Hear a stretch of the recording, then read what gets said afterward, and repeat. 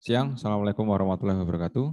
Waalaikumsalam warahmatullahi wabarakatuh. Waalaikumsalam warahmatullahi wabarakatuh. Baik, kita melanjutkan presentasi selanjutnya dari kelompok 3.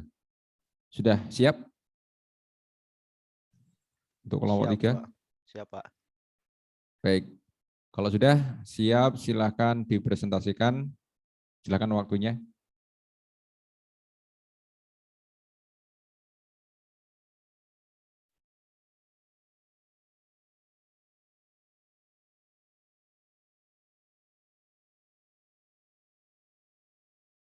Kelompok 3 ada Mas Ali Yudi Rizal, Fajar Nur Aini, Iqbal, Muhammad Ikhwan, Mahmudin, Ramdhani, dan Tommy, dan Yusuf. Silakan. Udah kelihatan, Pak, share screen-nya? Jangan lupa share screen sekalian share itunya ya, apa namanya, audio.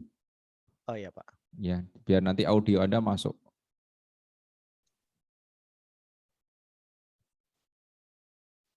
Share screen nanti di pojok kiri bawah itu ada share audio, sekalian audionya. Sip, udah selesai, Pak. Baik, silakan mungkin bisa dimulai. Ya, Assalamualaikum warahmatullahi wabarakatuh. Di sini kalian akan menonton video presentasi kami tentang protection akun Azure. Nah, bisa kalian simak, silahkan nonton.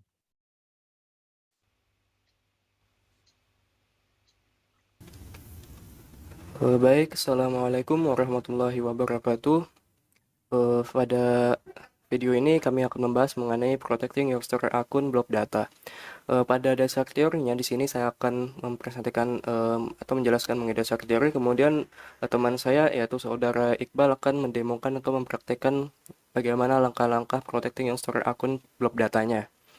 Untuk teorinya di sini, apa itu store akun? Ya, store akun ini Azure berisi semua objek data Azure storage Anda, seperti blob ataupun berbagai file, antrian, tabel, dan juga disk.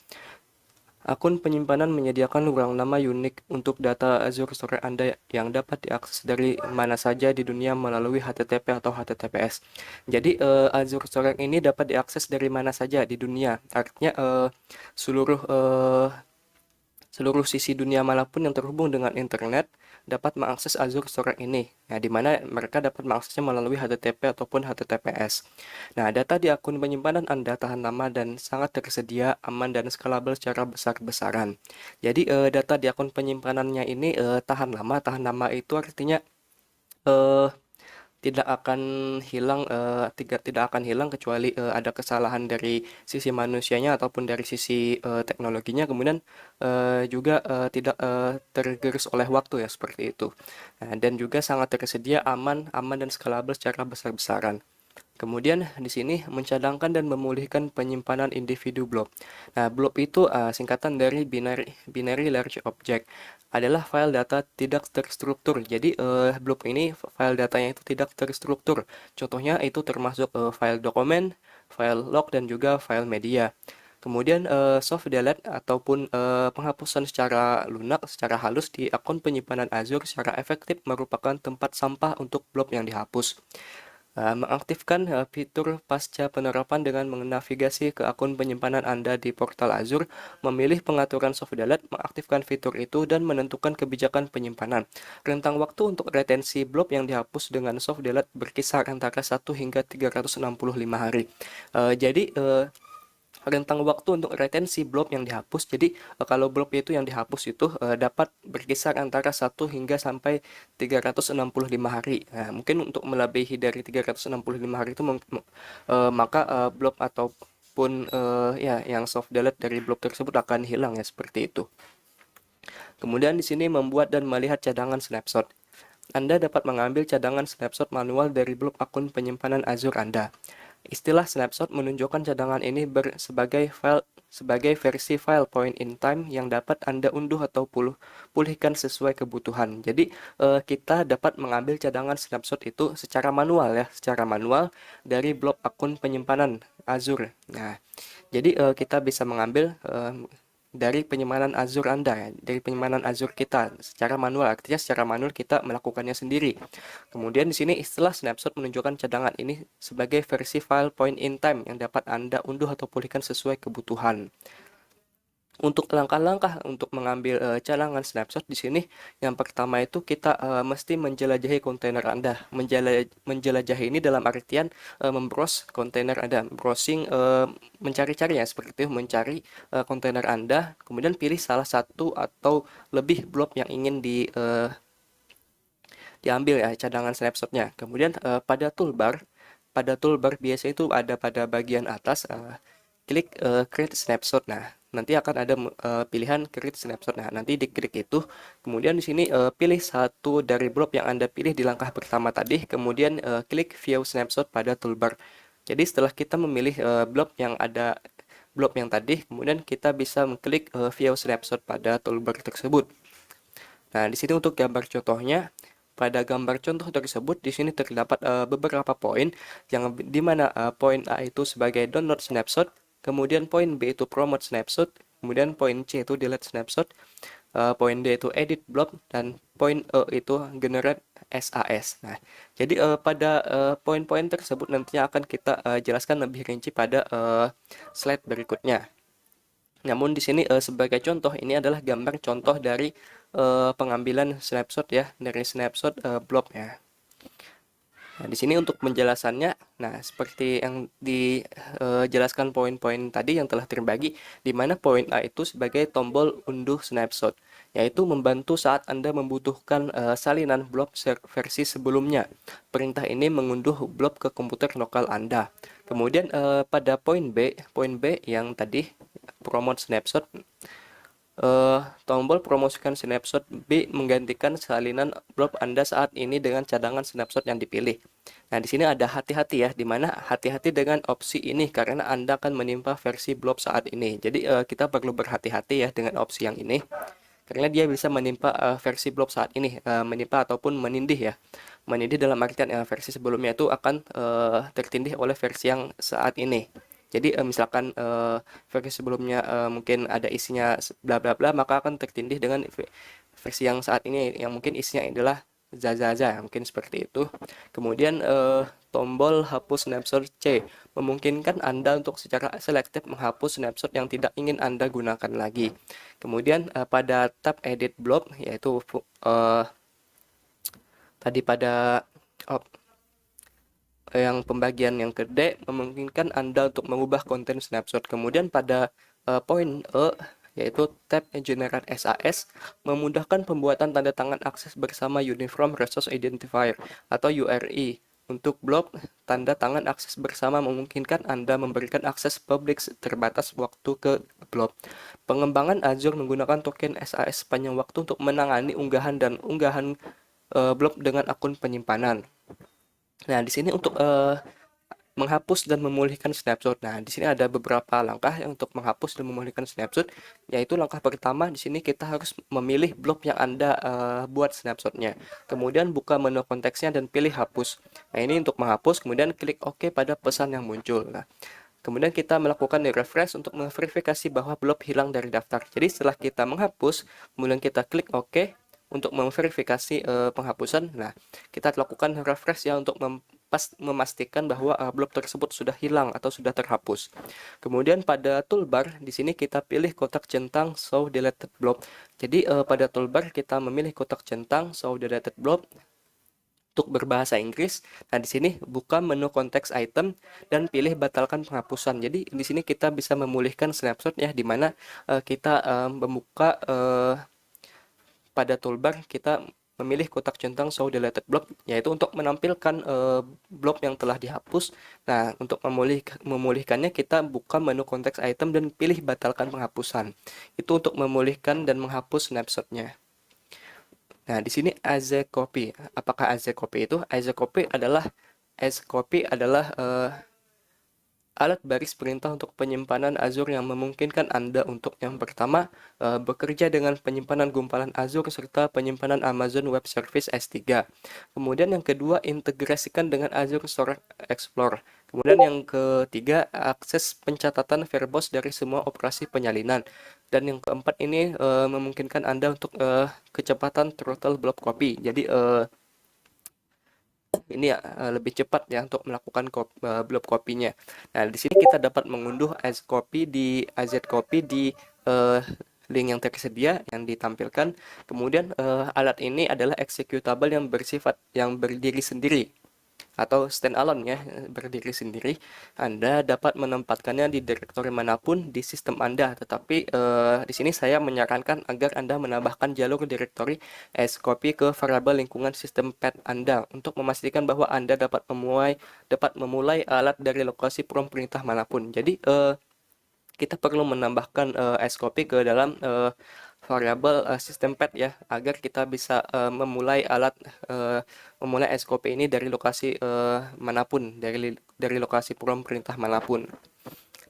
Di sini untuk mencadangkan penyimpanan blob secara massal, yang tadi kita menggunakan scopy ya, as a copy ya, dimana pertama kita melakukan instalasi as a copy. Kemudian di sini kita membuka command prompt dan jalankan perintah PowerShell berikut untuk mengatur environment variable baru yang menunjuk ke direktori instalasi scopy.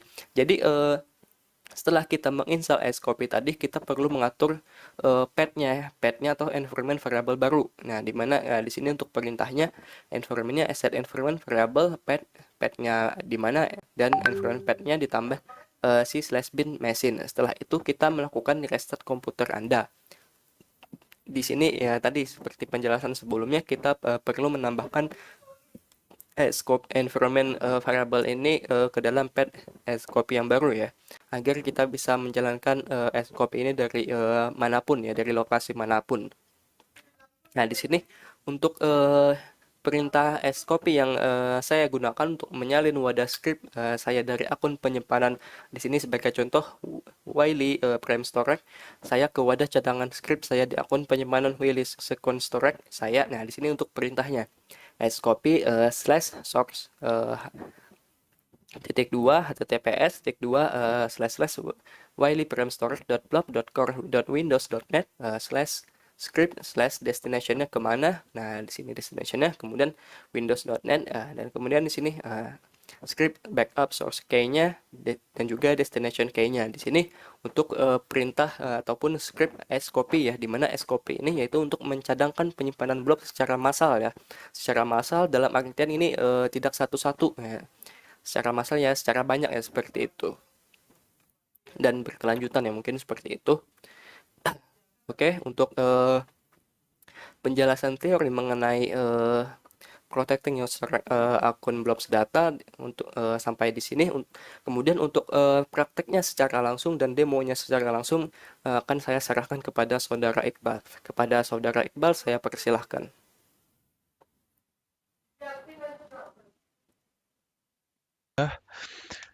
Terima kasih buat Mas Iwan untuk penjelasan di teorinya. Sekarang aku akan mempresentasikan dan mendemokan sedikit mengenai pengamanan blob storage di Azure-nya secara langsung. Nah, saya sendiri untuk praktikumnya ini mengikuti dari modul praktikum ya teman-teman. Di modul 10 kita bisa lihat 8, 9, 10 di sini ada protecting your storage account blob data. Di sini dia dikasih referensi buat bikin snapshots backups. Sebenarnya snapshots dan backup itu berbeda, tapi di sini kegunaannya bisa dibilang mirip. Nah, di sini dia menyarankan untuk bikin snapshot, kemudian dia juga menyarankan untuk menggunakan Ascopy. Nah, Ascopy sendiri ini adalah salah satu tools yang bisa disediakan Microsoft dan bisa kalian download. Kemudian di sini ada untuk Windows 64 bit dan 32 bit, kemudian ada untuk Linux dan untuk macOS. Nah, kalau kita download ini zip, maka kita akan mendapat satu file zip ini yang berisi satu file txt kayak untuk guides dan lain-lain. Kemudian di sini ada file ascopy.exe. Nah, ascopy.exe ini bisa kalian copy dan taruh di misal di C di sini, kemudian atau di mana gitu. Dan nanti kita bisa jalankan di CMD, teman-teman. Tapi sebelumnya aku akan mempraktikkan mengenai snapshots-nya dulu. Nah, untuk snapshot konsepnya lumayan simple. Di sini yang kita butuhkan tentu aja storage account. Di sini aku bakal pakai dua storage account, yaitu Praktikum Azure dan StoragePrak untuk nanti mencontohkan di Ascopy-nya juga. Tapi buat snapshot kita pakai yang mana aja, kita pilih satu. Nah, di sini itu eh, tentu kalian bisa pakai storage account yang udah ada atau kalian bisa create baru, tapi di sini aku bakal pakai yang udah ada aja. Kita ke kontainer. Nah, di sini belum ada apa-apa ya. Kita bikin satu yang baru, kita namain aja test1. Nah, di test1 ini kita bisa upload satu file txt buat nanti untuk penjelasannya lebih gampang. Nah, aku akan bikin upload ini tadi aku udah buat snapshot try.txt, kita open, kita upload, kemudian ini udah terupload, kita bisa klik dan kita lihat isinya, diedit. Nah, di sini ada sebelum membuat snapshot. Nah, kita untuk snapshot sendiri kita konsepnya mudah, kita ke tab snapshots, kemudian kita create snapshots. Nah, nanti ada akan satu file snapshot try.txt yaitu ini. Kemudian di kanannya ada timestamp yang menunjukkan kapan snapshot ini dibikin ya. Nah, kita bisa edit ini isinya. Kita bikin setelah membuat snapshot, enter. Save. Nah, kan dia sebenarnya udah berubah ya isinya, bisa dipastikan gini, dibuka lagi, kita lihat ke edit, setelah membuat snapshot gitu kan. Nah, kemudian kita create snapshot lagi di sini, kita coba akan ada satu lagi snapshot yang timestamp-nya di kanannya itu lebih baru lagi. Di sini ada 63407, di sini ada 63447. Nah, kita di sini kan sebenarnya ada satu file yang isinya ini setelah membuat snapshot. Nah, tapi kalau misal file kita yang telah kita edit ini uh, ingin dikembalikan ke versi sebelumnya yang sebelum kita edit, kita bisa pakai snapshot ini. Jadi ini bisa kita pakai, kita ini aja centang, kemudian promote snapshot. Nah, promote snapshot gini dia bakalan bikin file ini kembali ke versi yang kita save di jam 6.34.07 gitu kan. Kita bisa lihat di edit di sini sebelum membuat snapshot gitu kan. Bisa dipastikan lagi gini. Kita ke mana tadi edit, bener ya, sebelum membuat snapshot. Nah, kalau misal mau kita balikin lagi, kita juga bisa pakai yang tadi ini, kita promote snapshot gitu kan. Kemudian edit setelah membuat snapshot gitu kan. Filenya kembali ke versi di mana kapan snapshot ini dibuat ya. Di sini ada time, makanya di sini di kanannya ada timestamp untuk menunjukkan waktu kapan yang mana yang lebih baru dan yang mana yang lebih lama gitu kan. Nah, snapshot ini juga bisa di-delete dengan ini delete snapshot. Misal ini yang paling baru kita delete, bisa di-delete atau mungkin bisa kita bikin lagi yang kayak tadi. Nah, untuk snapshot sendiri, kalau semisal file ini memiliki snapshot, dia kalau semisal dihapus kemudian tanpa mencentang also delete blob snapshot, maka dia nggak bisa dihapus ya. This operation is not permitted because the blob has snapshots gitu kan. Nah, kemudian kalau semisal mau dihapus juga, maka kita harus centang ini dulu, kemudian oke, baru dia bisa dihapus ya. Tapi kalau dia dihapus gini, dia nggak bisa balik ke yang tadi nggak bisa dibalikin lagi di restore gitu kan. Nah, itu untuk konsep dasar buat penggunaan snapshot, kurang lebihnya kayak gitu ya. Nah, kemudian kita akan nyobain untuk pakai Ascopy. Nah, kita buka CMD. Kita tadi taruh CMD di Ascopy ya. CD kita tadi taruh Ascopy di sini ya, di file directory c/ascopy. Nah, cara kita bisa panggil filenya ascopy.exe. Nah, dia akan berjalan text base ya, jadi dia berjalannya di command prompt. Nah, eh, di sini kalau kita nggak ngasih embel-embel apa-apa dan cuma ngeklik Ascopy, dia bakalan nunjukin kayak tampilan untuk versinya, kemudian project ini di mana dibikinnya, kemudian ada cara pemakaiannya, Ascopy, kemudian komen, kemudian available komennya apa aja gitu kan. Kemudian kita bisa misal dash dash help itu bisa nampilin menu ini gitu-gitu. Nah, atau ini use Ascopy comment dash dash help for more information about the comment gitu kan.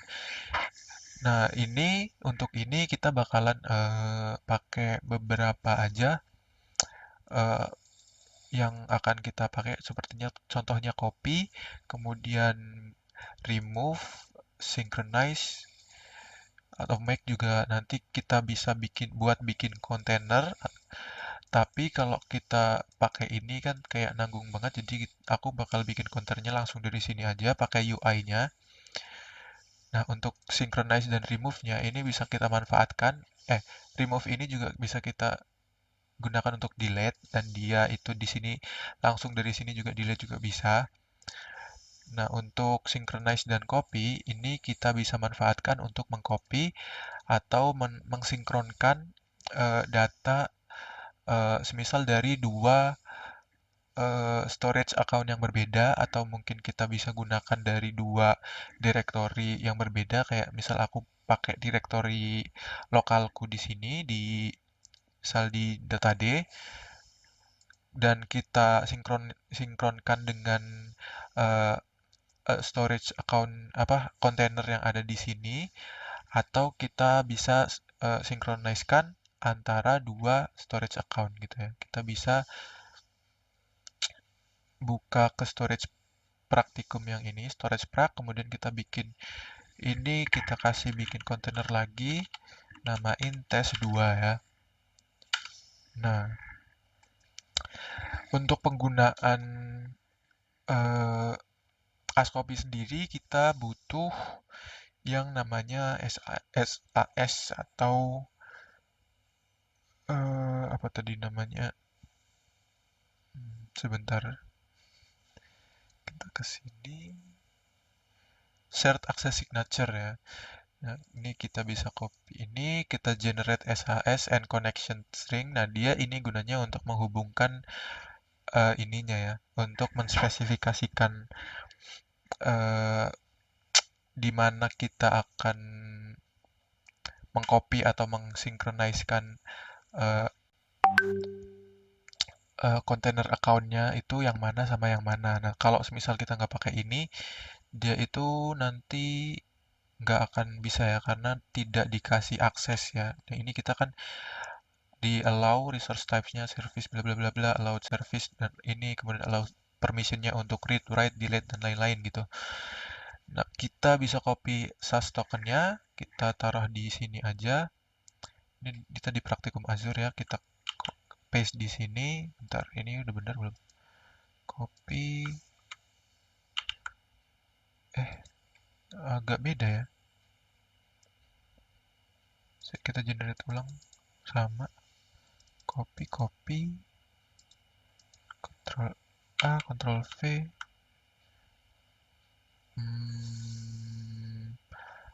Coba aja nggak apa-apa.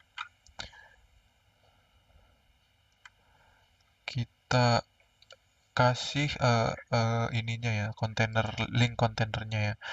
Kita ke T1, kita ke properties, kemudian copy aja ini, kemudian Ctrl V, jangan lupa dikasih dash. Ini kita akan kopikan dulu dengan ini file yang ada di directory lokal kita. Di sini aku udah bikin satu aja, as copy coba, dan dalamnya ada text document gitu. Kemudian misal kita bikin new folder baru gini, new folder. Nah, dia bisa mensinkroniskan atau mengcopy semua file ini ke sini tanpa perlu kita upload kayak satu-satu gitu. Karena dia kan milihnya file ya teman-teman. Milihnya ya file ya, bukan folder ya. Jadi kita bisa langsung upload semua menggunakan ascopy. Nah, caranya kita panggil ascopy, kemudian kita spesifikasikan komennya, kita pakai copy. Terus directory asalnya kita d// ascopy coba ya tadi ya. Coba ini z. Oke, kemudian directory tujuannya yaitu ini tadi yang udah kita ambil, Ctrl A aja, C, paste, dan enter. Nah, kalau di fitur, sebentar. Oh, bentar, ini ada beberapa kesalahan ya. Pertama, ini harusnya slash-nya enggak seperti itu. Bener kok. Ctrl C. Ya, slash-nya salah. Harusnya slash-nya tuh kebalik. Yang ini ya. Dan bentar, kita coba ulang lagi. Path-nya, oh ada yang tipe ya ternyata ya. Nah, ini aja udah. Nah, ini ada lagi. Kita kalau pakai comment copy, kita perlu menspesifikasikan ini flag-nya dash recursive buat mensinkronkan ini semua subdirectory dan isi-isinya ke dalam file yang ada di sini. Jadi kita tambahin dash recursive. Kita tunggu. Status failed lagi. Kenapa failed? Doesn't have full folder support. Bentar. Kita coba ulang ya.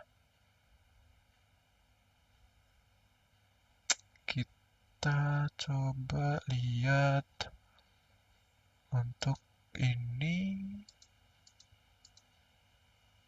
generate SAS token, kita copy.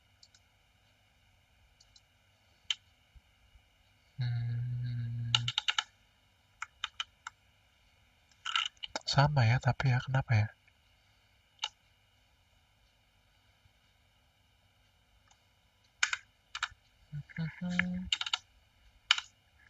Coba kita langsung ini aja.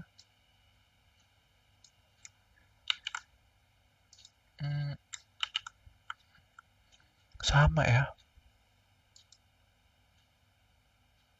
Kenapa ya? Coba ulang deh, ulang.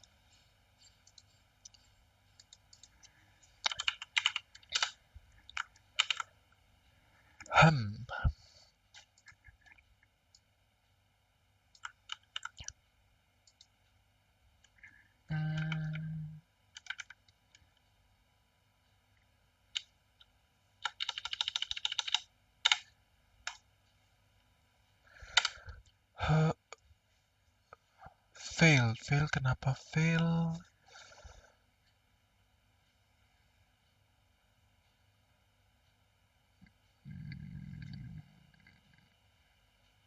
Coba kalau kita synchronize aja, bisa nggak?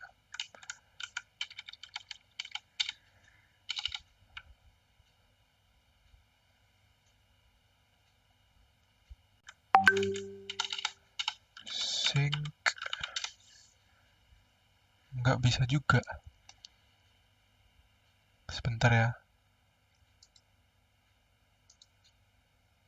Coba ulang lagi.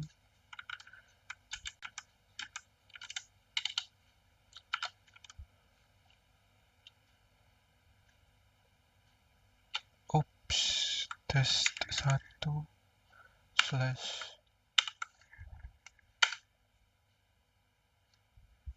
Ah, ini bisa. Akhirnya bisa. Nah, ini untuk synchronize di DASCOPY. Coba ke dalam sini. Ke kontainer, ke T1, kita bisa lihat, udah ke copy semua ya teman-teman untuk synchronize. Kemudian kalau synchronize dari sini ke dari lokal ke sini kita bisa lihat sama, tapi kemudian kita bisa tes untuk delete A3 file dengan ini aja 232425 kita coba delete. Aduh, kok enter? Save aduh kepencet enter lagi. Save delete. Nah, kemudian bisa kita coba lagi ini tapi dengan dash kita spesifikkan delete destination sama dengan true. Jadi untuk semua file yang telah ke delete di sini bakalan juga ikut ke delete di Azure-nya. Kita coba enter. Info deleting bla bla bla bla bla completed, kita bisa refresh.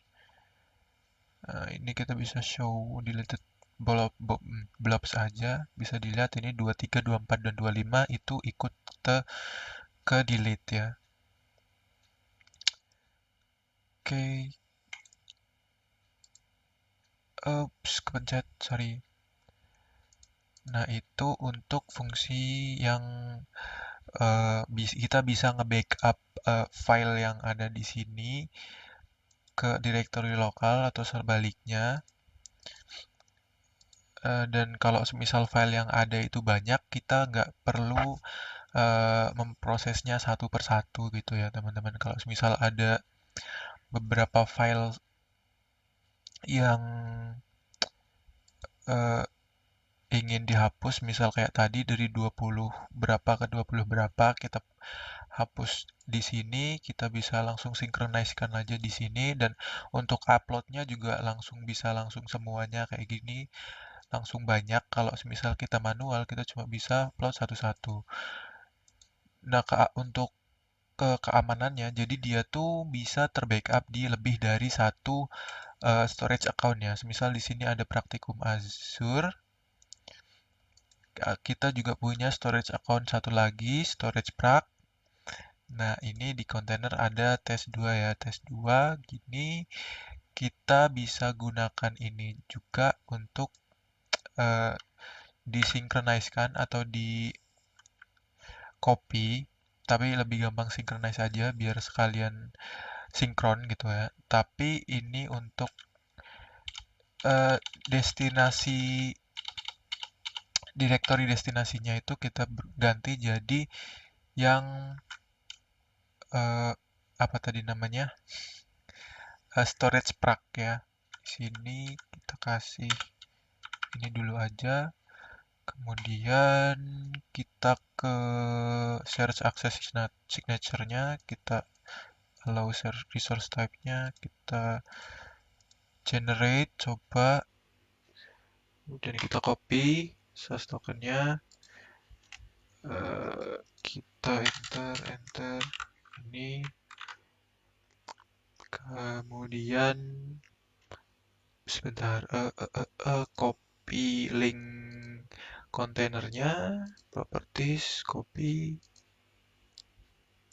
Kita ke sini, Ctrl V, jangan lupa dash,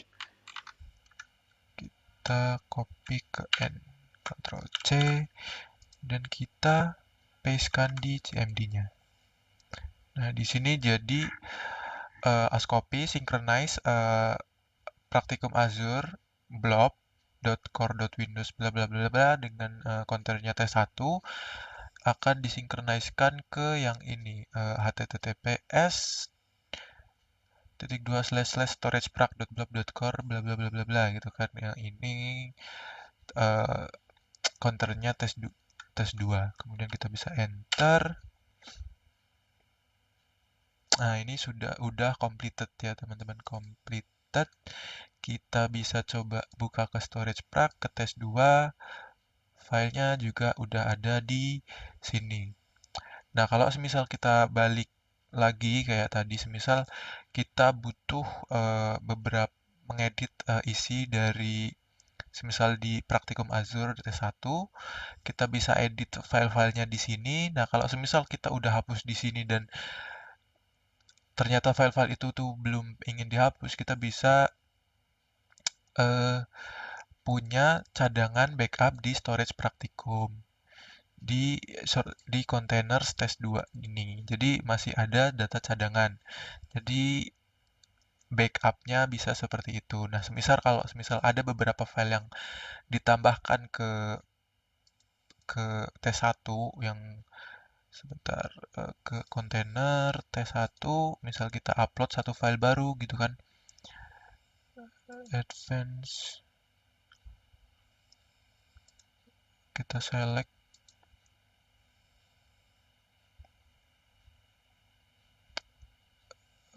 apa ya, apa aja deh, ini deh, kita coba aja open, upload, ada satu file baru di sini ya. Kita mungkin bisa kita sinkroniskan lagi. Kita coba aja dulu. Status completed, tapi bentar, kita pastikan dulu apakah di storage prak ada.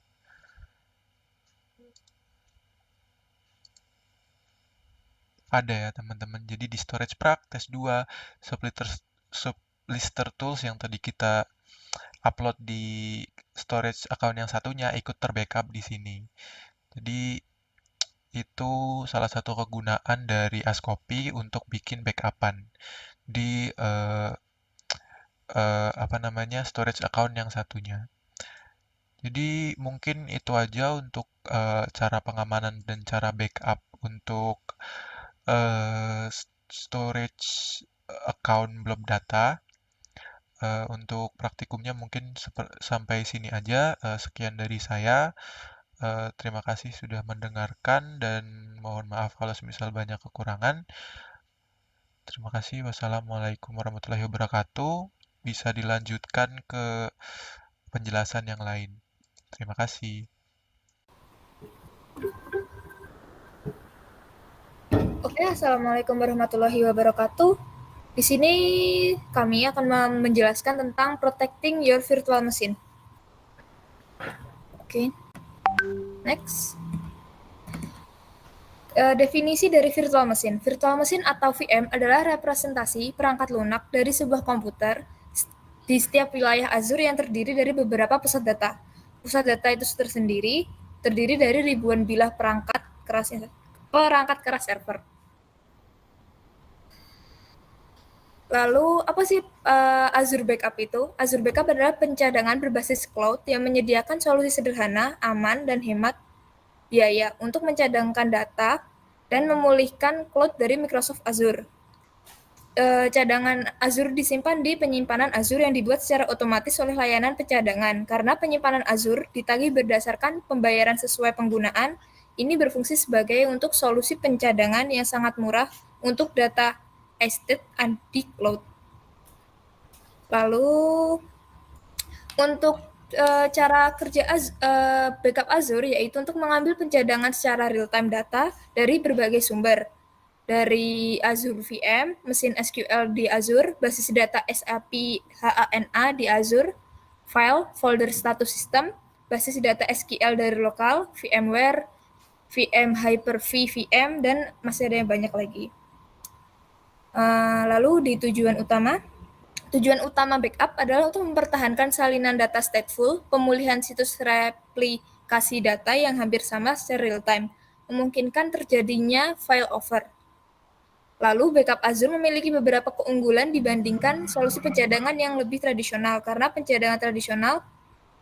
solusi pencadangan seperti disk, tape tidak menawarkan tingkat integrasi tinggi dan solusi berbasis cloud. Lalu ada beberapa keunggulan. Yang pertama yaitu zero infrastructure backup, yaitu pencadangan Azure menghilangkan kebutuhan untuk menerapkan dan mengelola infrastruktur atau penyimpanan cadangan apapun. Lalu ada long-term retention, yaitu cadangan Azure yang memenuhi persyaratan kepatuhan dan audit organisasi, menyimpan cadangan selama beberapa tahun dan dapat dengan mudah diatur. Yang ketiga yaitu security. Backup Azure Backup Security menyediakan keamanan untuk lingkungan percadangan untuk data transit saat istirahat. Yang keempat ada high availability. Yang kelima, centralized monitoring and management. Azure Backup menyediakan kemampuan pemantauan dan peringatan bawaan di layanan pemulihan. Kemampuan ini tersedia tanpa infrastruktur manajemen tambahan. Lalu next, yaitu mengapa password dan nama akun yang kompleks sangat berguna untuk mengamankan VM. Itu karena mengharuskan untuk mengizinkan lalu lintas masuk di VM karena alasan untuk bisnis atau untuk personal. Masuk aja. Karena setiap akun pengguna yang diizinkan akses mesin ini menggunakan kombinasi nama atau sandi yang rumit. Itu untuk membantu mengamankan virtual mesin dari ancaman user-user yang tidak bertanggung jawab. Next. Dan sekarang untuk bagian demonstrasinya langsung ke Mudin. Untuk demonya sendiri di sini saya akan menjelaskan tentang bagaimana cara backup di Azure dan bagaimana cara pengamanan dari segi password ya. Jadi kita masuk dulu ke Azure-nya, terus virtual machine kita buat dulu. Kita buat dulu virtual machine-nya.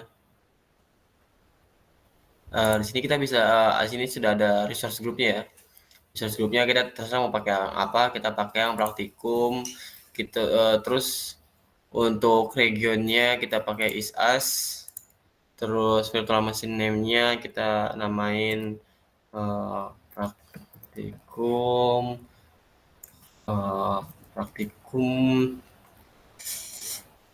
Oke.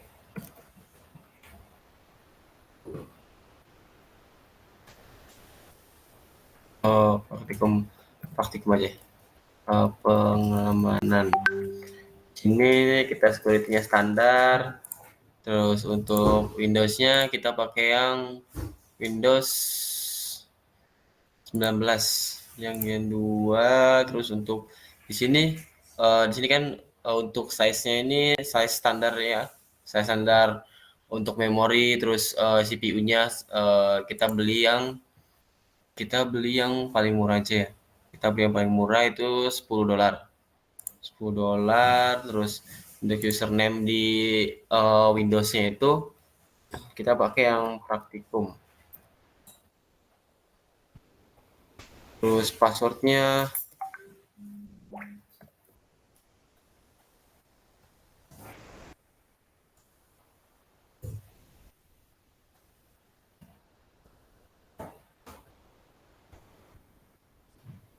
nah ini user sama admin untuk ngebuat admin akunnya itu ini salah satu pengamanan juga ya, salah satu pengamanan VM.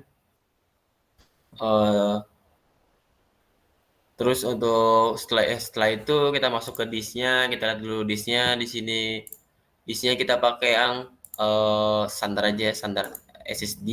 Terus di sini kita bisa milih enkripsi SSD-nya itu mau apa. Di sini ada 3 pilihan, enkripsi default-nya, terus customer-nya customer. Kayak misalkan kita ngebuat beberapa harddisk lagi. Jadi kita sini pakai yang default aja, terus network-nya kita pakai yang sudah ada ya subnetnya ya. Subnetnya sudah ada. Terus kita di sini untuk NIC-nya kita advance aja, advance. Setelah itu manajemen kita sesuai rekomend aja.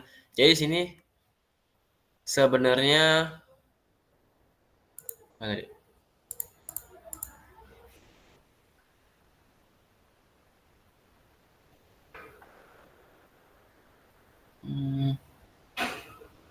Nah, di sini muncul ya. Di sini sebenarnya kita bisa ngebuat sama kayak tadi di PPT itu penjelasannya tentang backup ya, untuk pengamanan backup datanya. Di sini sebenarnya kita bisa langsung auto backup, tapi kita nyobain yang backup manual ya, backup manual. Kita review and create.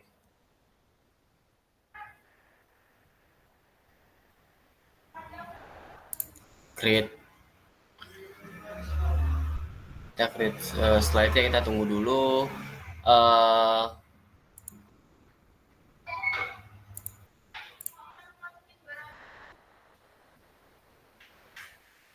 Kita tunggu deployingnya.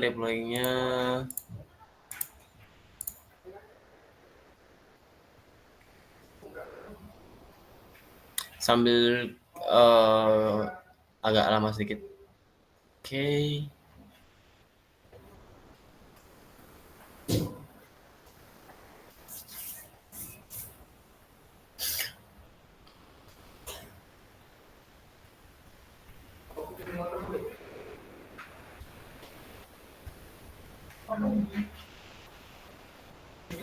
Bentar lagi.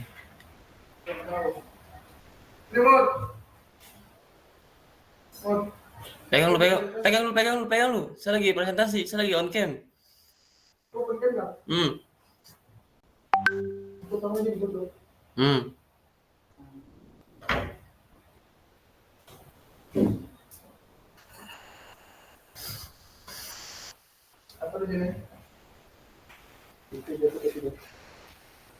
Masih agak lama ya. Deploy, kita masih deploy.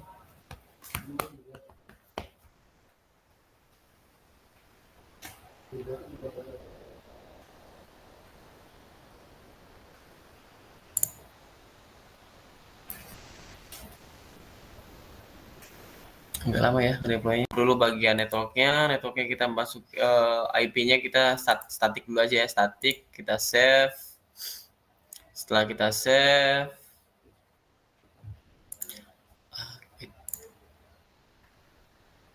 sudah statik, kita masuk ke overview lagi. Kita masuk ke home, terus kita masuk ke all service, kita masuk ke virtual machine. Sini udah ada ya praktikum pengamanan. Di sini untuk Azure-nya kita matiin dulu. Untuk Windows kita matiin dulu, atau kita coba connect dulu ya. Kita connect berapa tadi? Remote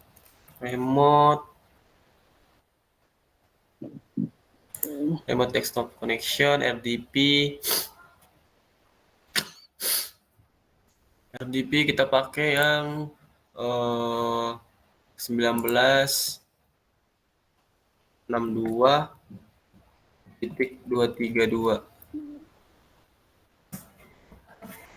Kita connect. Oh salah, maaf. Bukan 198. 119. Kita connect. Nah, connect, kita masukin username-nya. Tadi username-nya itu praktikum, password-nya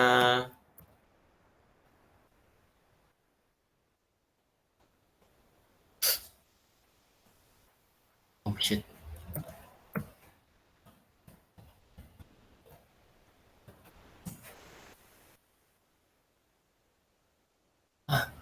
Kok nggak mau? Kita next aja. Nanti kita coba lagi. Jadi kita di sini stop dulu VM-nya. Kita kan materinya tentang backup keamanannya ya. Nanti di sini setelah mati VM-nya, kita stop dulu VM-nya.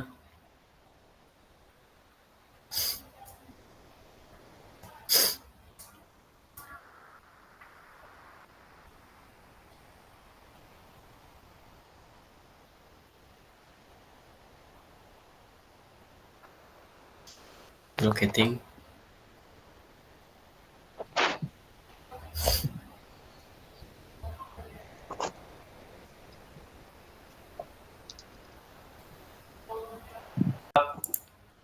Sini ada fitur nih. Sini ada welcome to Azure Virtual Backup VMS. Jadi kita bisa nge-protect kan. Di sini kan change base a number site protect. Coba kita buka.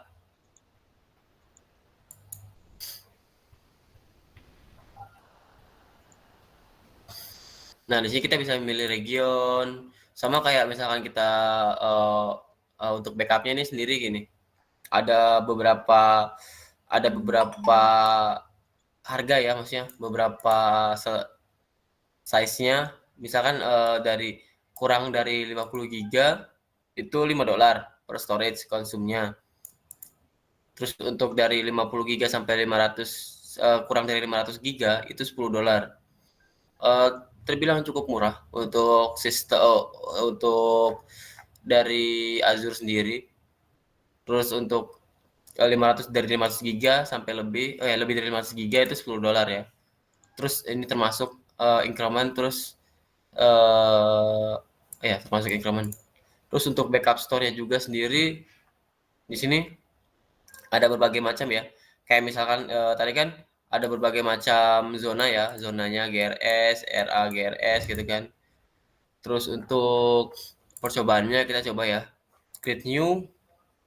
Terus kita bisa milih kita mau nge-backup yang mana nih?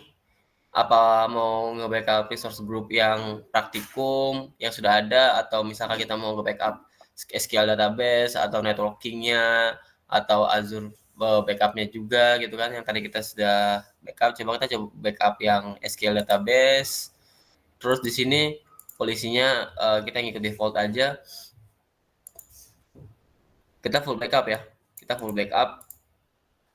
Jadi ya instant restore-nya ini 2 hari. Terus untuk retention daily backup-nya itu per 30 hari ya. Nah, kita enable backup.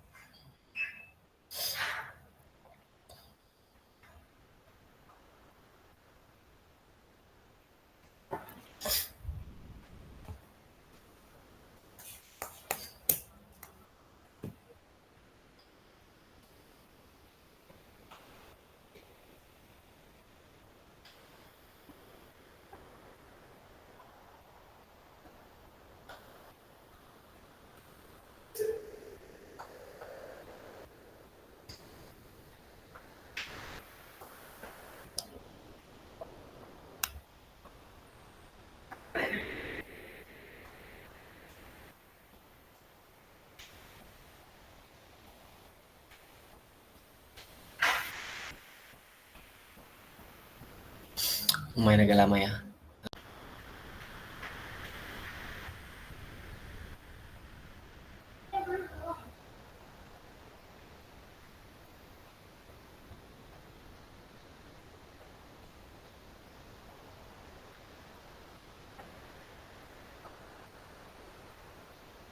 Ini percobaan tadi yang dari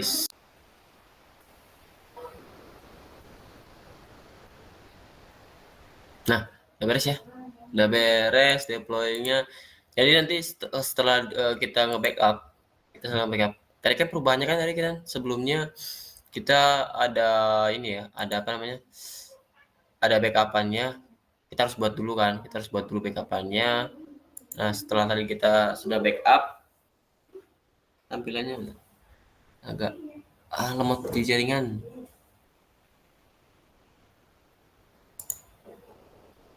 Nah, ini yang tadi ini kita bagian ke backup-nya.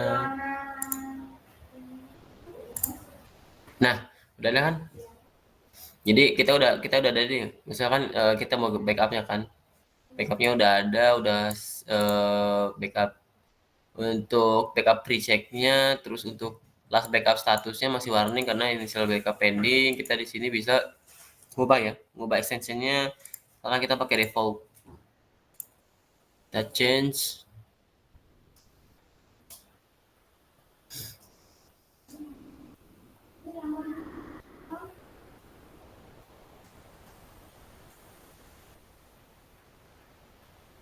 Oke, coba kita refresh. Kita refresh.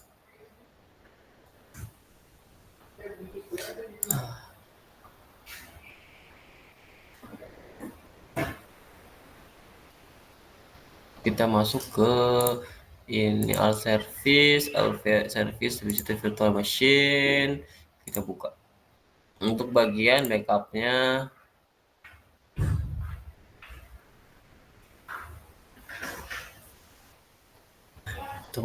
di sini bisa lihat recovery-nya, kita mau backup kapan nih, what's new, cost region bisa untuk backup kan, terus enkripsi juga, kita bisa mengenkripsi customer service management-nya, terus kita bisa dedicated host backup-nya juga sudah ada. Terus kalau misalkan perbedaannya, ini kan tadi kan kita manual. Ada yang misalkan yang tadi yang sebelumnya kita mau buat VM, ada nih contohnya misalkan kita udah ngechecklist backup-nya duluan, nanti munculnya nanti dia seperti masih loading.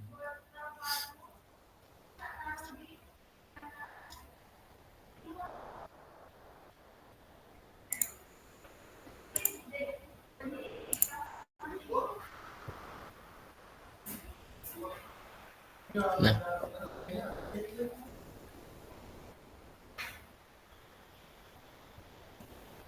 di sini yang ini yang bagian tes ini tadi kita cobain duluan ya.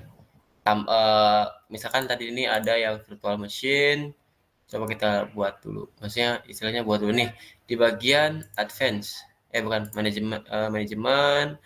Sini kan ada nih, kita tinggal checklist aja kan.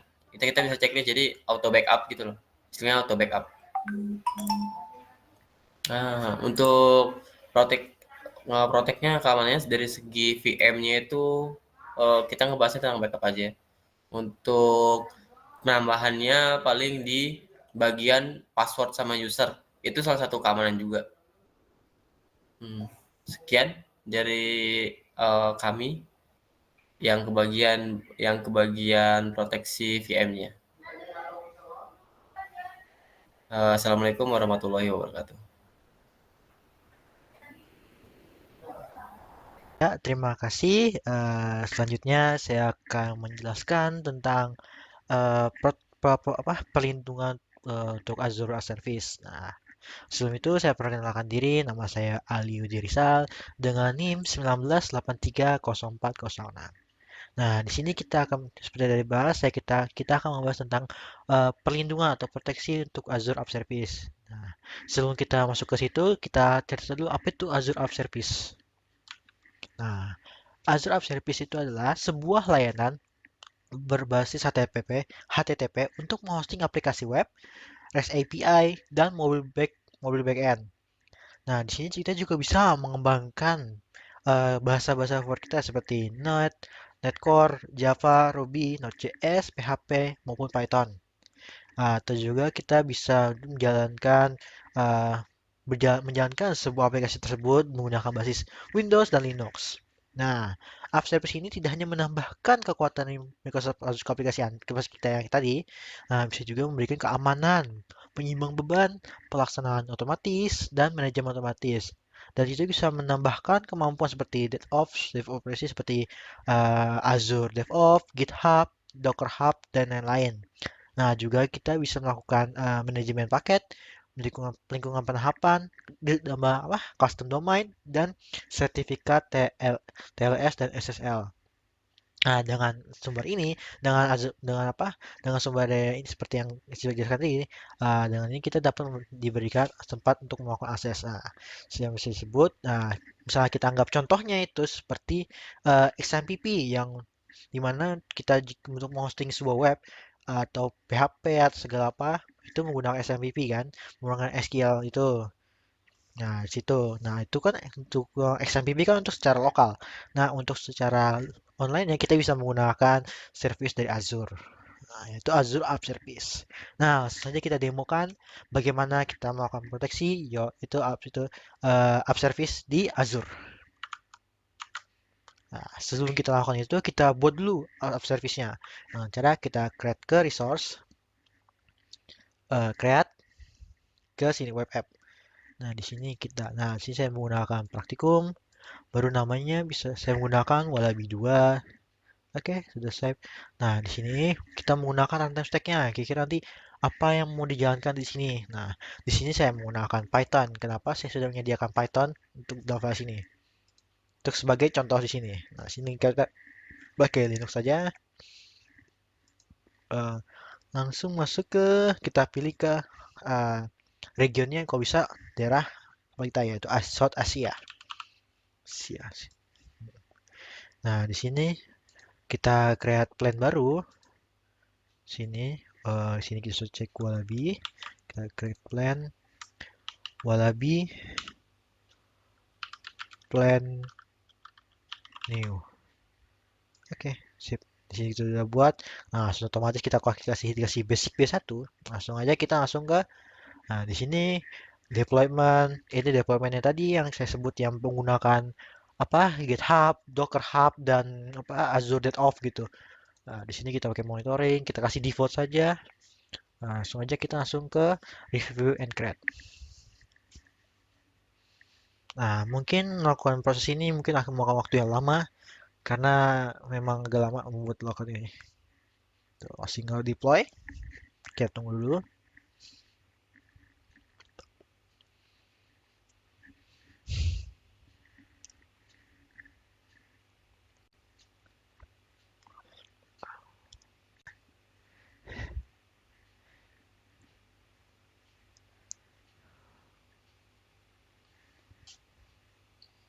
Masih proses deployment-nya.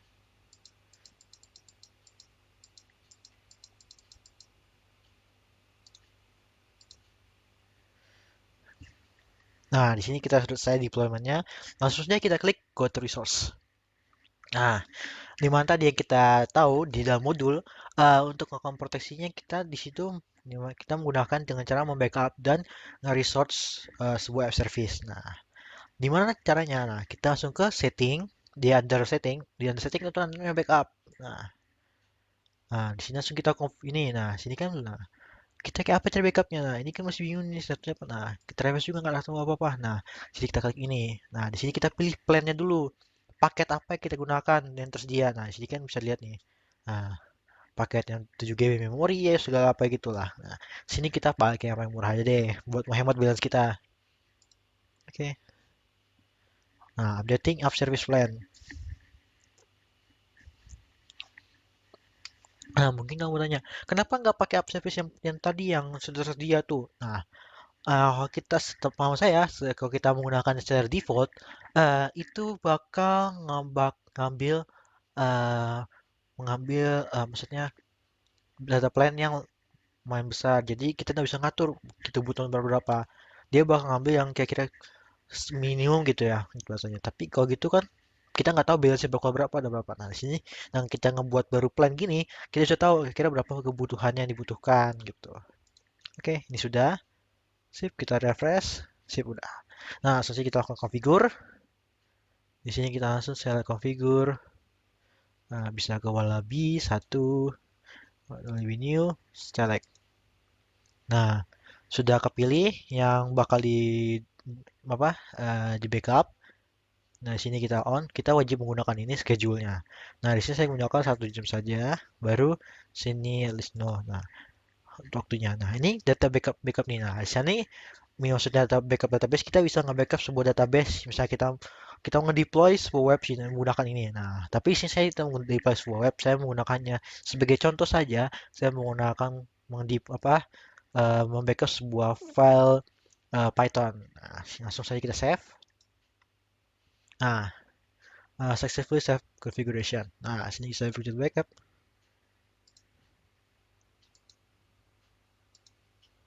yang masih in progress.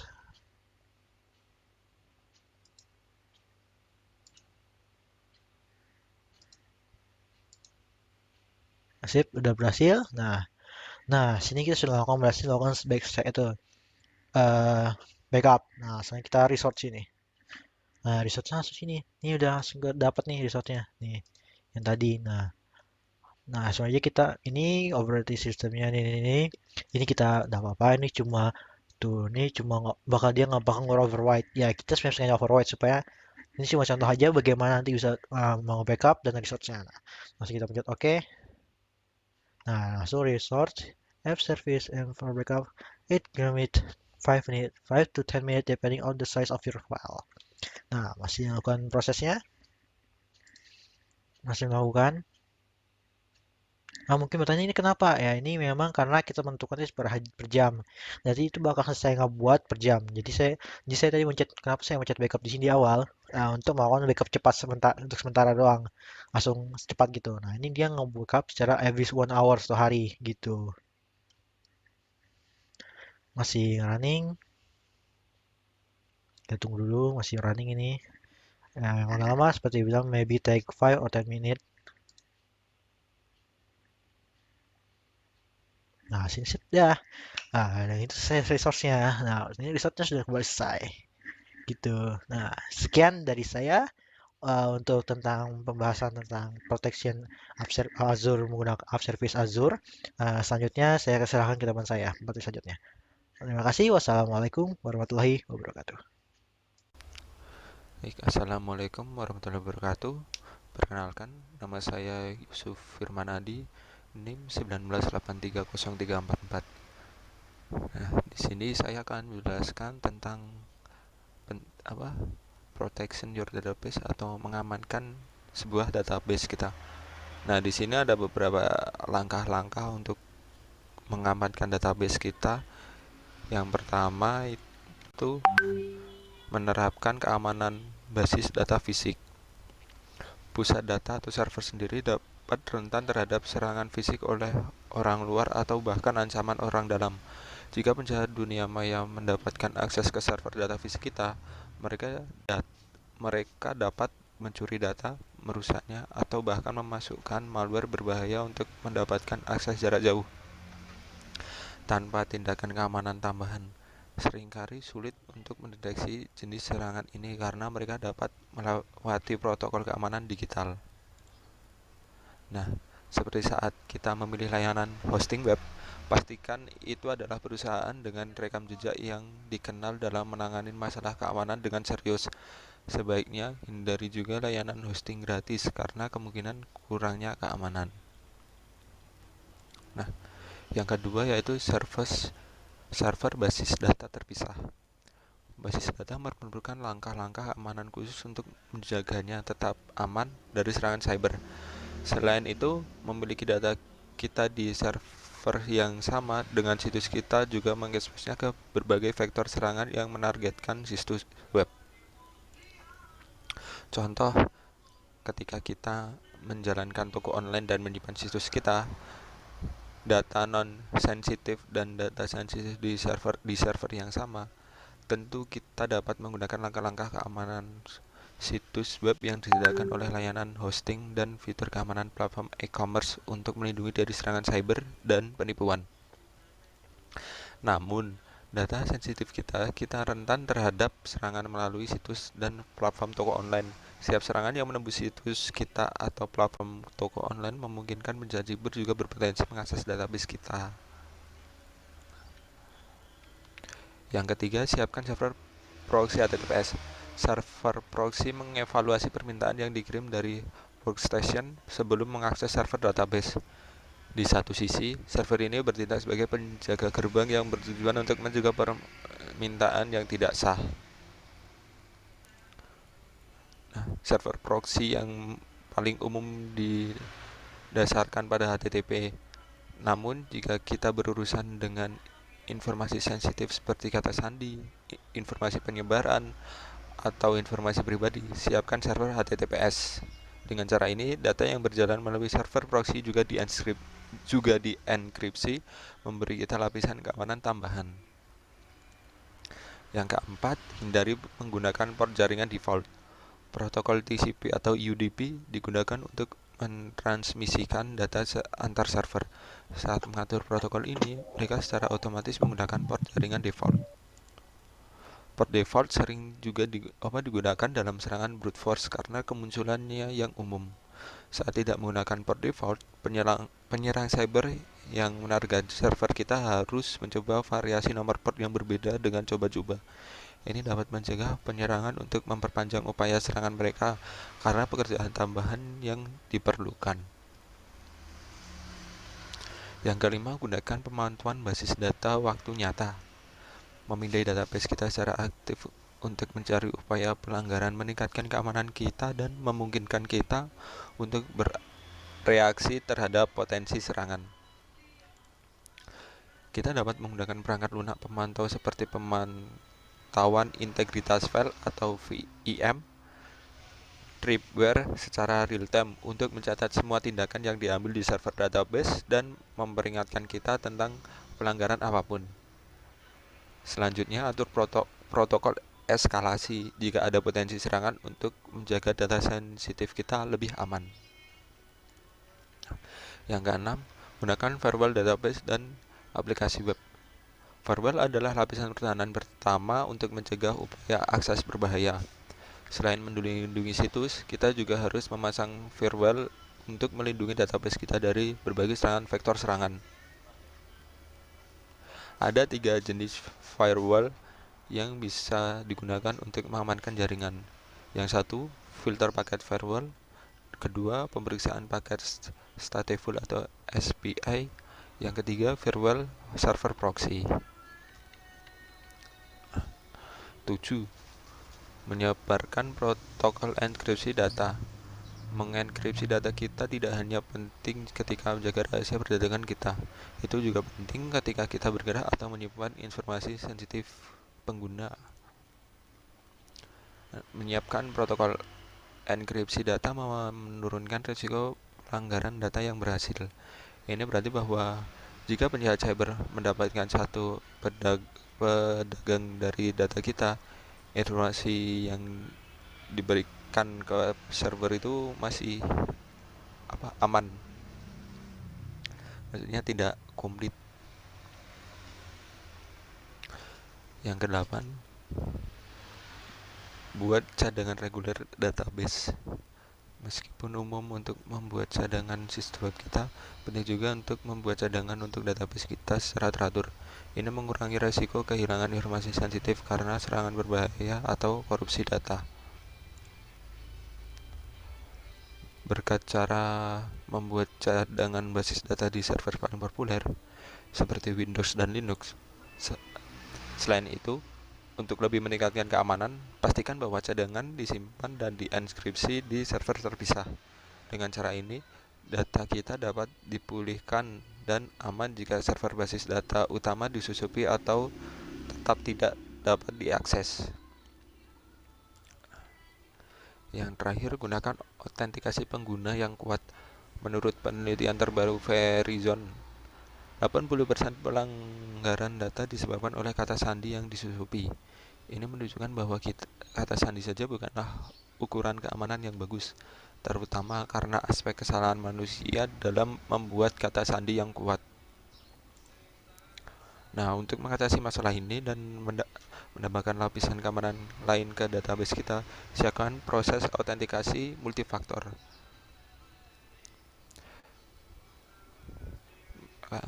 Bahkan jika credentials dikompromikan, penjahat dunia maya akan kesulitan mengatasi protokol keamanan ini.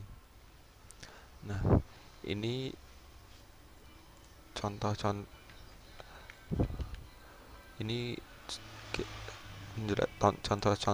cara mengamankan database kita. Nah, untuk prakteknya saya serahkan ke Tommy. Sekian dari saya.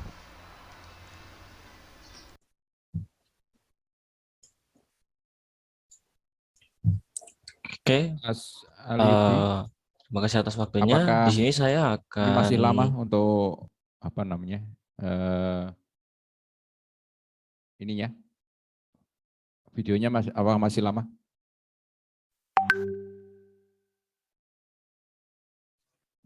Masih ada 26 menit lagi, Pak. Berapa? 26 menit. Mungkin agak dipercepat saja ya, karena ini kemungkinan waktunya nggak sampai ini karena kita sisa waktunya 15 menit lagi. Ya. Ya, mungkin agak dipercepat aja nggak apa-apa. Nanti untuk detailnya kan Anda upload kan ya, Anda Iya, upload. Nah itu nanti nggak apa-apa. Ini di skip aja, ya, disesuaikan waktunya nggak apa-apa. Menunjukkan praktikum dari protection database ya. Azure-nya ya. Praktek yang melakukan kebijakan protection database itu ditunjukkan oleh teman saya sebelumnya. Sini cari namanya pusat cadangan. Ini masuk sini teman-teman bisa lihat ya. Untuk bagian ini ada default ya. Dia wajib. Makanya tadi saya bilang akan berkaitan. Untuk kebijakan ini sendiri ini lumayan penting ya. Karena ini untuk backup otomatiknya Azure. Kita pilih ini. Nah, defaultnya tadi kan udah ini ya, kita pakai vault yang sudah ada. Ya, berarti pilih yang mesin virtual. Tapi kalau SQL VM, pilih VM. Untuk blob atau storage bisa pilih storage. Jadi saya akan tunjukkan satu aja. Mungkin kita ambil dari si mesin virtual Azure ya.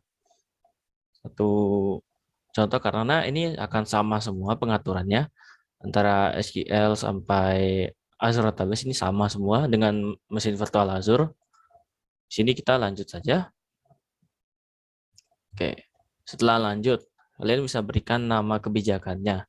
Nama kebijakannya ini Protection Database. Nah, kalian lihat ada jadwal pencadangan.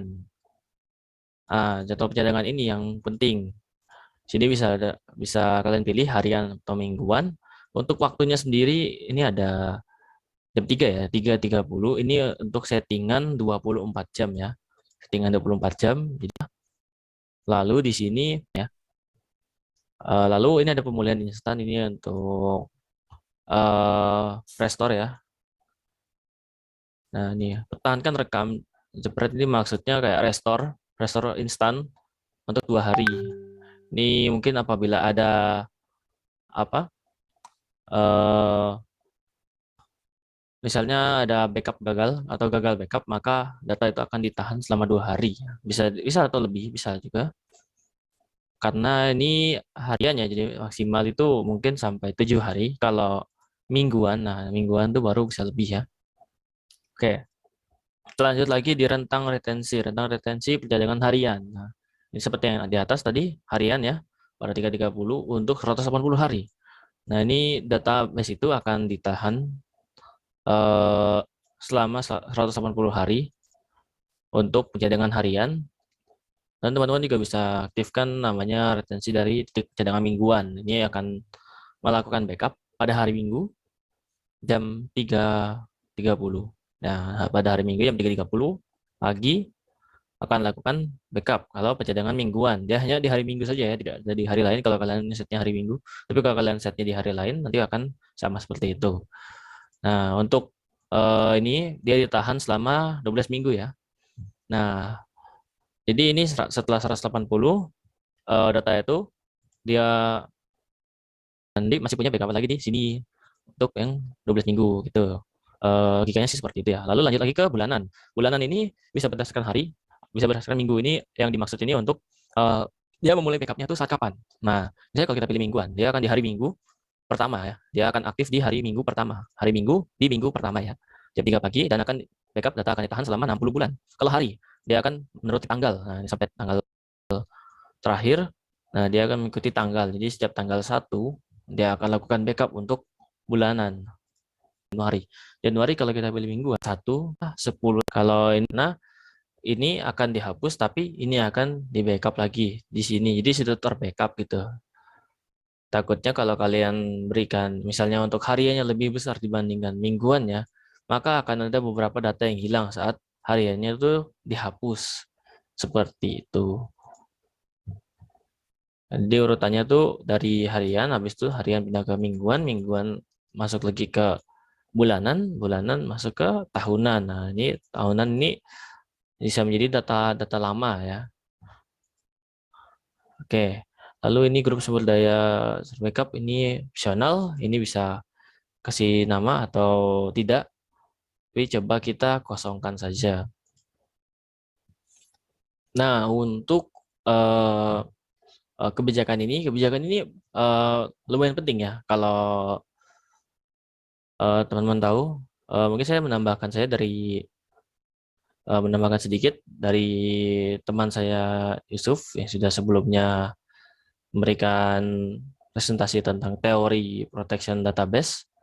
Saya mungkin mau menambahkan sedikit bahwa ini akan besar karena virus yang diinjak ke dalam data, karena kita tidak tahu kapan hal yang buruk itu akan terjadi ya. Itu data kalian harus lakukan sehingga itu rasa lumayan besar. Ini kalau lagi backup atau ini meninggalkan data ini aktivitas dimulai oleh ini ada mendiagnosis masalah. Nih pin keamanan cadangkan ini ada ya, misalnya kita coba cadangkan. Nah, ini bisa kalian lihat protection database. Nah, ini ada ya semuanya ya. Pemulihan instan, snapshot pemulihan instan 2 hari. Cadangan harian ini semuanya. Ini kalian bisa aktifkan. Oh, sorry. Guys, satu mesin. Nah, ini tambahkan. Nah, ini kalian harus buat virtual machine dulu. Coba kita buat ya.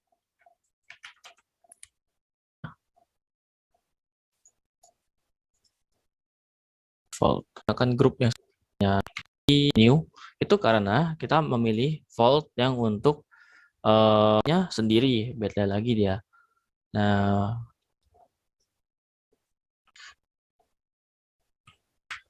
Tadi percepat Azure kita ya. Kita kembali ke pusat cadangan. Bisa dipercepat lagi Mas. Tadi kan ada yang sama ya, yang membuat virtual mesin pencadangan. Nah, di sini kita buat lagi kebijakan baru. Dipaskan saja pilih yang vaultnya. pas apa namanya? Kita pilih yang untuk ini. praktikum. Sesuai dengan new tadi kita pilih yang ini, ada praktikum ya. Ini kita refresh. Poseidon. Nah, kita bisa pilih nih. Kalau kalian kembali ke beranda mesin virtual, kalian bisa lihat nih Poseidon, dia grup sumber daya SQL ya. Nah, ini masuk nih. Nah, kita bisa pilih validasi. Nah, sudah masuk, aktifkan pencadangan. Nah, seperti itu ya. Jadi kalian harus lihat grup sumber dayanya, jangan sampai salah ya. Kalau grup sumber dayanya salah, nanti tidak masuk dia. Ini bisa kita hapus saja karena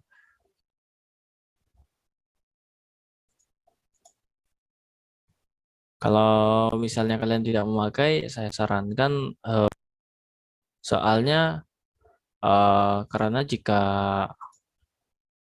kalian tidak mematikan ini ya,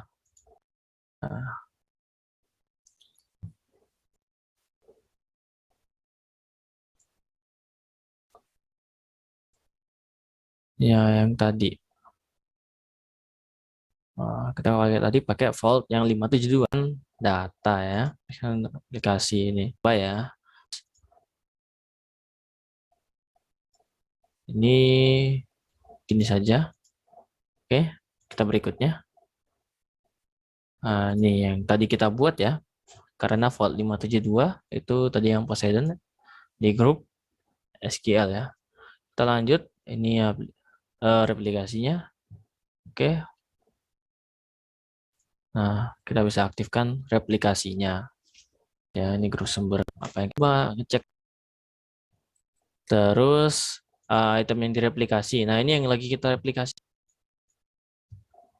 Nih, SQL database. Nah, ini SQL database kita nih. Jadi kalau kalian sudah jadi lulus, nah ini untuk replikasi kita tinggal tunggu ya. Itu sudah kita buat juga di sebelumnya. Lalu ada pemantauan peringatan. Ini kalian bisa trik dari data jadwal tugas. Setting sudah capek ini, tidak mau terlalu.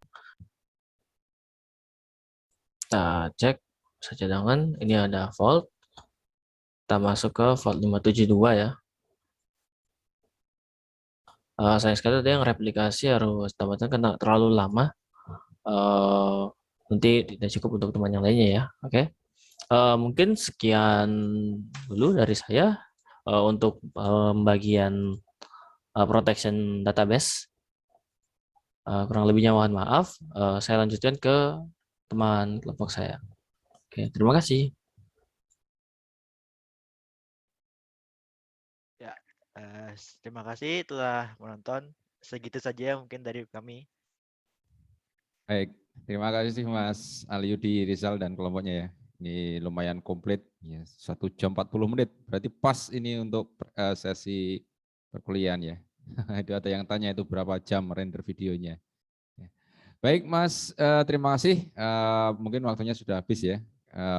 Untuk kuliah pada sore hari ini saya akhiri. Terima kasih semuanya. Assalamualaikum warahmatullahi wabarakatuh.